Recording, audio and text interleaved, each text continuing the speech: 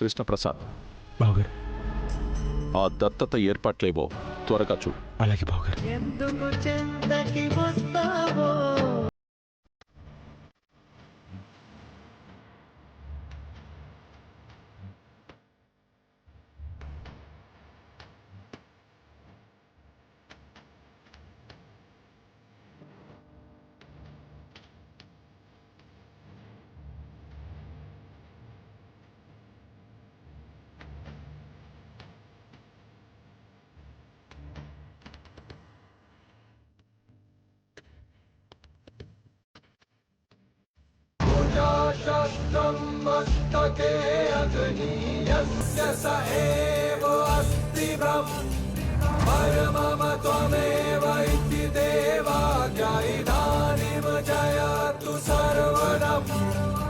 నేను ఈ భూమిని దత్తత తీసుకుంటున్నాను.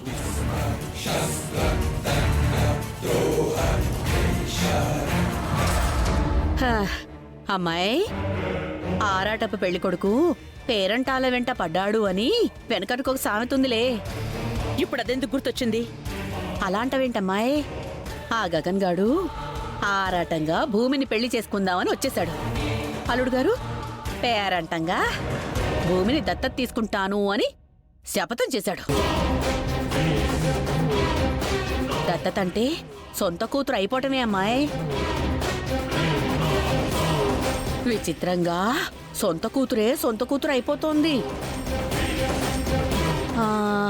మరి దెబ్బ పడేది నీకే కదమ్మాయి. అవును పిన్ని, ఆపాలి. ఈ దత్తతని ఎలాగైనా ఆపాలి.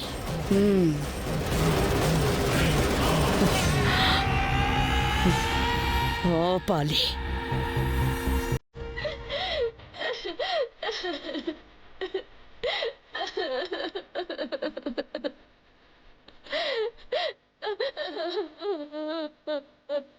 నువ్వు నన్ను ప్రేమించలేదు. నేను మిమ్మల్ని ప్రేమిస్తున్నానని ఎప్పుడైనా చెప్పానా?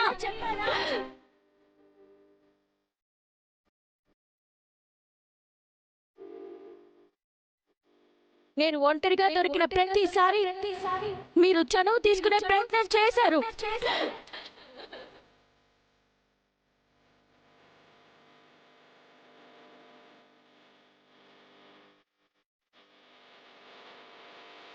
నన్ను క్షమించు భూమి.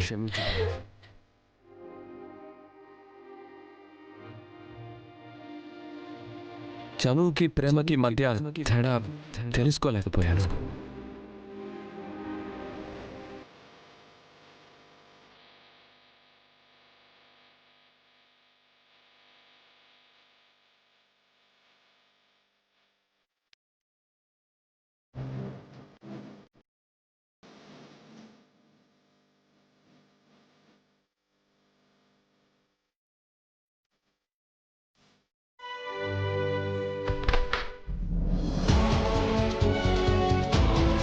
వచ్చాడా?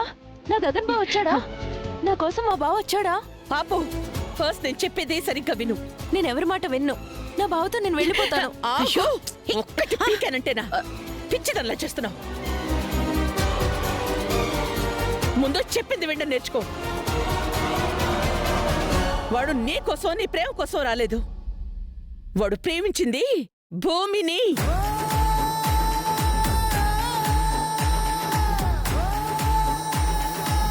భూమినే తీసుకెళ్తామని వచ్చాడు.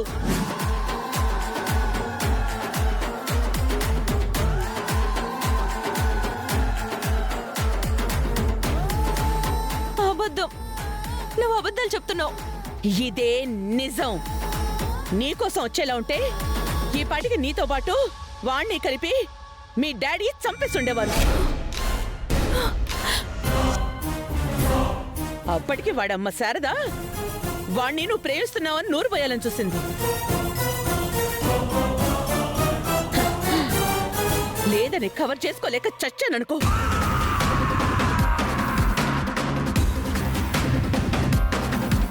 నిజమా గోరింటాకు? అమ్మెప్పుడు తన పిల్లలకు అబద్ధం చెప్పదు. వాళ్ళ మేలే కోరుతుంది. అర్థం చేసుకోవే నా బంగారు తల్లి. చూడు, వాడు నిన్ను ప్రేమించటం లేదు.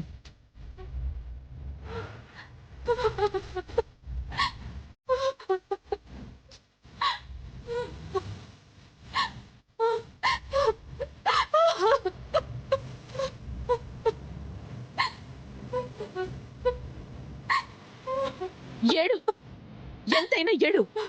ఏడ్చి ఏడ్చి వాణ్ణి మర్చిపో. నువ్వు వాడిని ప్రేమించడం నాకు ఇష్టం లేదని తెలిసినా, వాడు ప్రేమించకపోయినా నువ్వు వాణ్ణి ప్రేమిస్తున్నావు అని మీ డాడీకి తెలిస్తే, నా ప్రాణమైన నువ్వు ఈ లోకంలో ఉండవు. ఇది గుర్తుపెట్టుకుని ఏడ్చి ఏడ్చి వాణ్ణి మర్చిపో, మర్చిపో.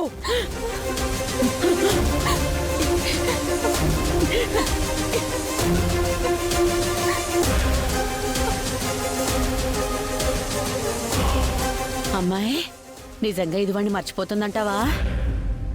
మర్చిపోతుంది పిన్ని. అది నా కూతురు.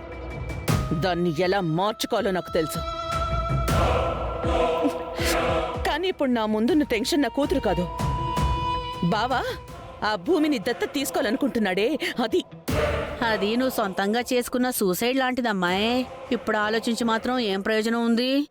పిచ్చి పిచ్చి మాటలు మాట్లాడు పిన్ని. పచ్చి పచ్చిగా నిజం చెప్తున్నానమ్మాయి. రాత్రి కృష్ణప్రసాద్ వెళ్ళి ఆ గగన్ గాడిని రాకుండా ఆపాలి అనుకున్నాడు. నువ్వేం చేసావు? కీ ఇచ్చిన బొమ్మలాగా మీరాని వదిలేవు. మీరా ఏం చేసింది? నువ్వు పెట్టిన బాంబులాగా ఆ ఇంట్లో పేలింది. ఆ పేలుడికే కదా గగన్ గాడు ఇంటి దాకా వచ్చేశాడు. హ, వాడు రావడం వల్లే కదా అల్లుడు గారు భూమిని దత్తత తీసుకుంటాను అని అన్నాడు. ఇప్పుడు చెప్పు, ఇది నువ్వు చేసుకున్న సూసైడ్ కాదా? వాడు రావాలి, వాడితో భూమి పోవాలి, నాకు పట్టిన పీడ విరగడైపోవాలని ఆలోచించి వాణ్ణి నేను రప్పించాను. లాస్ట్ మినిట్ లో ఆ భూమి వాడికి ఎదురు తిరుగుతుందని నేను అసలు ఊహించలేదే. హా, భూమి వాడికి ఎదురు తిరిగితే నిన్ను టైము ఎగిరి తన్నింది. ఇప్పుడు కనుక అల్లుడు గారు భూమిని దత్తత తీసుకున్నాడే అనుకో, అంతే, నక్షత్రతో సమానంగా దానికి హక్కులు వచ్చేస్తాయి. ఏ హక్కు లేకుండానే నీ ముందు ఎన్నాటలాడుతుంది. ఒక్కసారి ఇంటి మీద ఆస్తి మీద హక్కులు వచ్చాయనుకో, ఏకంగా దానికొచ్చిన భరతనాట్యం నీ నెత్తి మీద ఎక్కి ఆడుతుంది. నో నో, అలా జరగకూడదు పిన్ని, జరగకూడదు. ఈ దత్తత ఎలాగైనా ఆపాలి.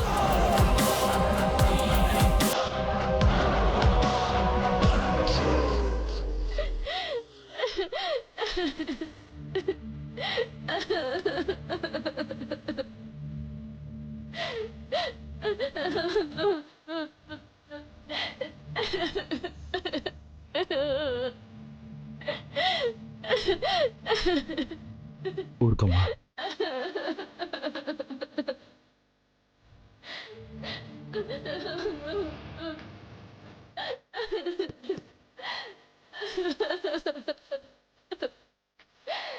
ఏమైందమ్మా? నేను వాడితో వెళ్ళిపోమని చెప్పాను, నువ్వు కూడా వెళ్ళిపోతానన్నావు. మరి ఎందుకు ఇలా చేసావమ్మా? కన్న తండ్రి నా కూతుర్ని ఎలా తీసుకెళ్తావని ఆయన అడుగుతుంటే, అప్పటికి మీరు చెప్పినట్టు ఎప్పటికైనా మేం కలుస్తాం అన్న నమ్మకంతో వెళ్ళిపోదాం అనుకున్నాను మావయ్య.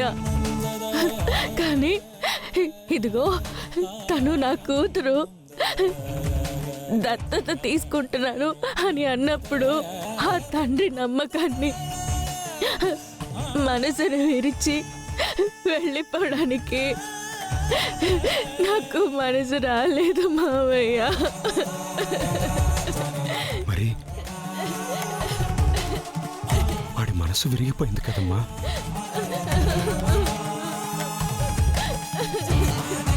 ఏం చేయను మావయ్య, ఆయన ఇంకా ఇక్కడే ఉంటే గొడవలు అవుతాయని ఆయన మనసు విరిచి వెనక్కి పంపించేయడం తప్ప నాకు మరో దారి తప్పలేదు మావయ్య. ఇప్పుడు ఏం చేద్దాం అనుకుంటున్నావమ్మా? ఏం చేయను మావయ్య. నాన్న వైపు నిలబడి గెలిచాను. ఆయన మనసు విరిచి ఓడిపోయానో తెలియక ఇలా ఏడవడం తప్ప ఏం చేయను మావయ్య. ఏం చేయను.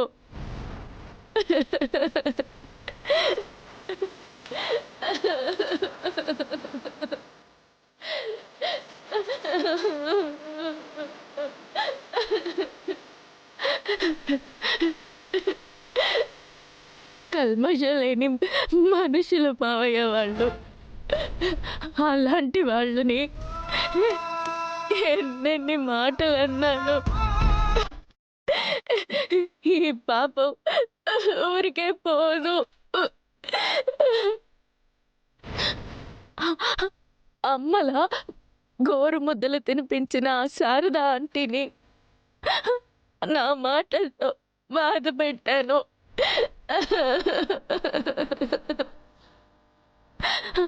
ఆయన ప్రేమ గగనం.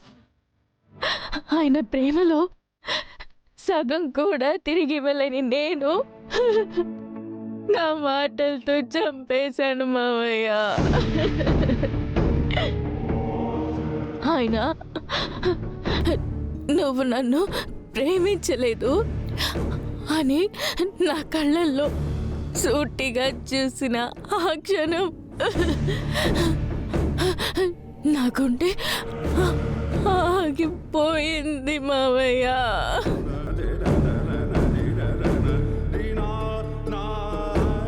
భూమి, నువ్వు వాడిని అనకూడని మాట అనేసు. పెదవి దాటితే పృథ్వీ దాడుతుంది అంటారు. నీ పరిస్థితి నాకు అర్థమైందమ్మా. కానీ ఈ నెల ఓదార్చలు నాకు అర్థం కావట్లేదమ్మా.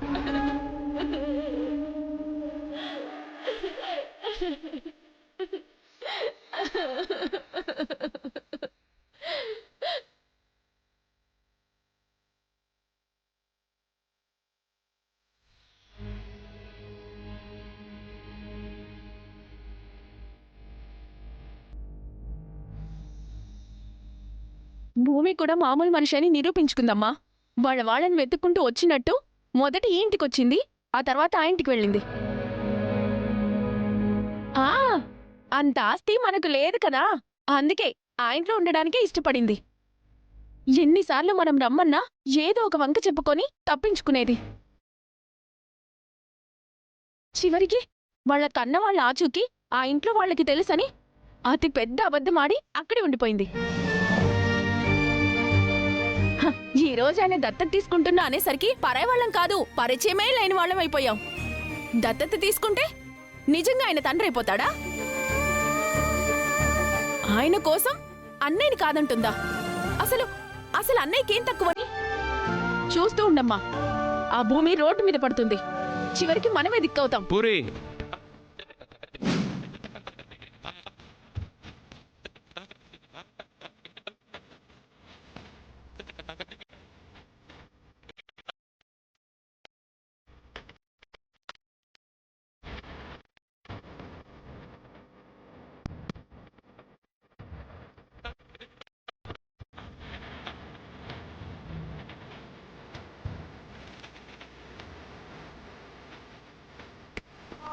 పూరి, తప్పు. అది కాదన్నయ్య. ఆవేశంలో అనే మాట అనర్థాలకు దారి తీస్తుంది. చెప్పేది విను. మనది కాదు అనుకున్నప్పుడు మనకొచ్చే ఉక్రోషం ఉంటుందే, అదే మన క్యారెక్టర్ని డిసైడ్ చేస్తుంది. నిన్నటి వరకు బాగుండాలి అనుకునే భూమిని ఈరోజు రోడ్డు మీద పడిపోవాలంటున్నావే, అది కరెక్టేనా? అది కాదన్నయ్య. నో, తప్పుగా నోరు జారినప్పుడు తప్పని ఒప్పుకోవాలి. Say sorry. సారీ చెప్పాలా? ఎవరికన్నయ్యా? నిన్ను కాదనుకున్న ఆ భూమిక, ఇంకా ఆ భూమిని సపోర్ట్ చేస్తున్నా నీకా?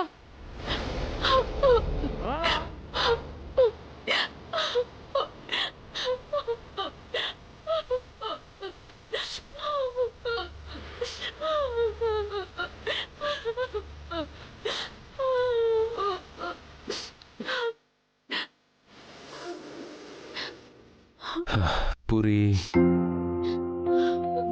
నా మీద నీకున్న ప్రేమ అర్థమవుతుందమ్మా. కానీ తప్పుగా మాట్లాడినప్పుడు ఎవరికో కాదు, మనకి మనమే సారీ చెప్పుకోవాలి. That's where our character builds. ఇప్పుడు ఎవరో ఒక ఫ్రెండ్ నీ దగ్గరకు వచ్చి ఐ లవ్ యూ చెప్పాడు అనుకో, నువ్వు యాక్సెప్ట్ చేస్తావా? ఏమో, నాకు తెలీదు. ఫ్రెండ్గా అబ్బాయి అంటే నీకు ఇష్టమే, కానీ పెళ్లి చేసుకునే అంత ఇష్టం కాదు. అప్పుడు నువ్వు యాక్సెప్ట్ చేస్తావా? లేదు, చేయను. ఈరోజు భూమి చేసింది కూడా అదే. తనంటే ఇష్టం అని చెప్పే హక్కు నాకెలా ఉందో, ఇష్టం లేదని చెప్పే హక్కు తనకు అలానే ఉంది.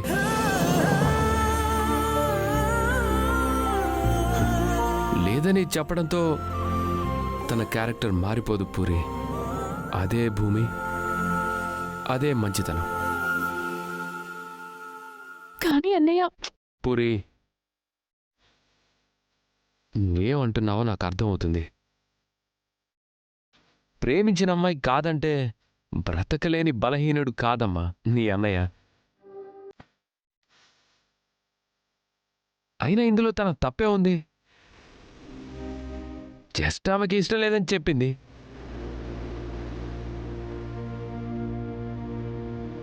ఆ ఒక్క మాట మనల్ని బాధ పెట్టచ్చేమో,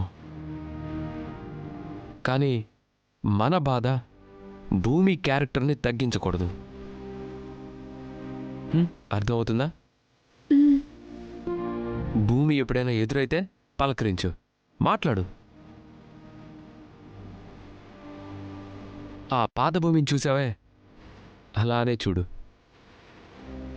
ఈ ఒక్కరోజుని మర్చిపో. అర్థమవుతుందా? ఇట్స్ ఓకే అమ్మా, నీకు కూడా ఇదే మాట. భూమి ఎదురైతే పలకరించు, మాట్లాడితే మాట్లాడు.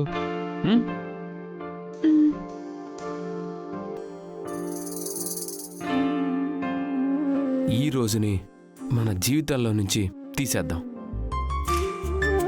ఎప్పట్లాగే మన ముగ్గురం ఒకరికి ఒకరం.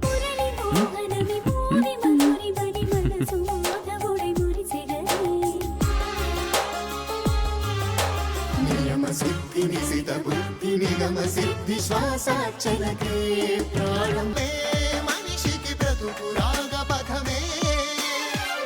అమ్మా, ఏంటమ్మా అన్నయ్య? అంతరంగమున అంతరిక్షమున ప్రణవరాగమను రూపాన ప్రథమ స్ఫూర్తిగా నాలో